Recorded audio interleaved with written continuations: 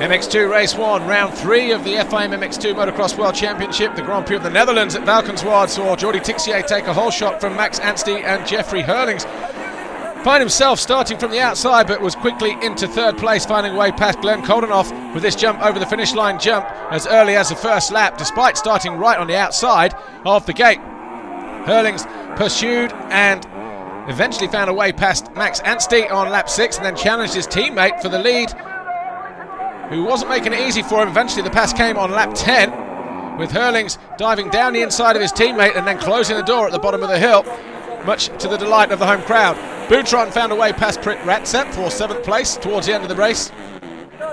And Max Anstey was looking good for his second podium in 2 Grand Prix, finishing 3rd in Moto number 1. But as a win for Hurlings, Jordi Tixier was 2nd, Anstey 3rd.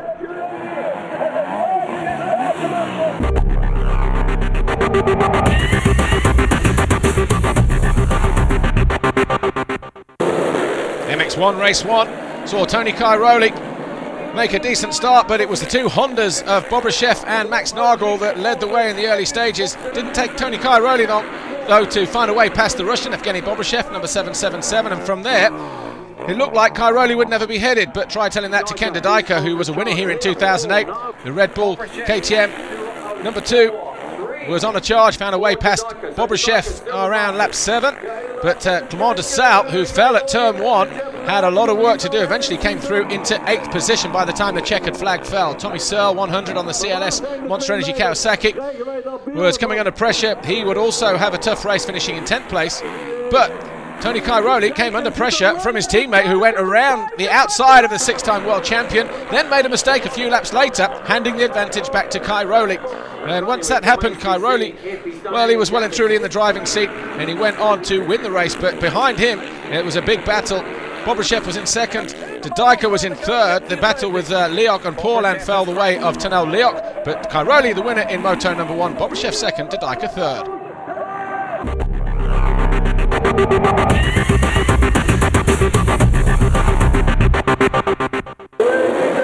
In MX2 Race 2, it was an even worse start for Jeffrey Hurlings. From gate 38, he tried to get across but was pushed out wide, and he was right at the back, like 3 or 4 riders from the back of the pack, handing again the advantage to Jordi Tixier, who would lead for 14 laps. Hurlings was on a charge though, but Koldenoff and Jake Nichols, they were in their battle for 2nd and 3rd place. Eventually it was Nichols who got to 2nd.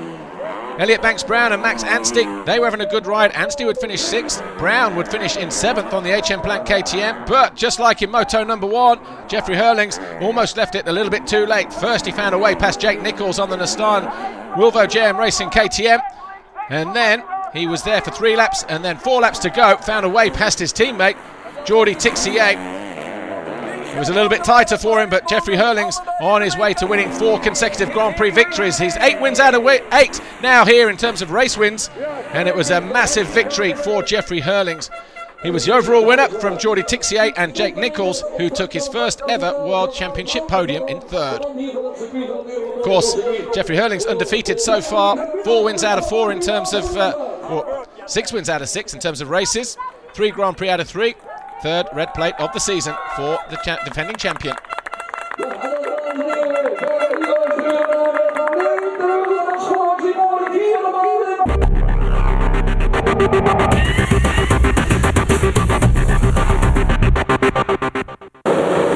In the 2nd and final MX1 race, another good start. Cairoli was up the inside, decided to hold a tight line, but once again it was the Hondas who were first out of the gate.